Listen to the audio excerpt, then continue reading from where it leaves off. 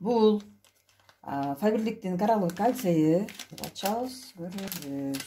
Бунун ичинде мындай пакетиктер болот экен. Мынакей пакетиктер. Ушул пакетикти эле 1,5 литр сууга салып коебуз. Bir пакетик жетет.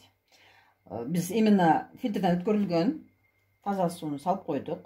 Организм кальций тарап калат. Кальций эгерде жетпей аткан болсо, каяктан алат?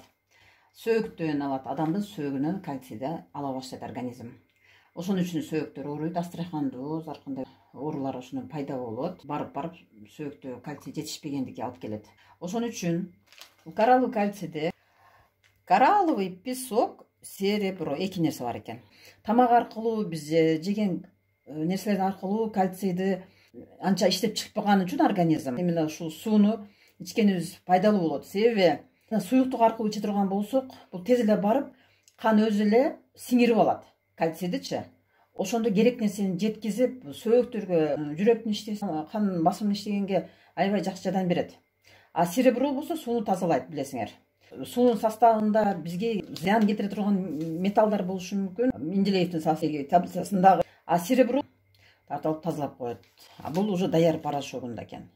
Биз 30-40 мүнөттөн кийин сууну уже ишетсек болот.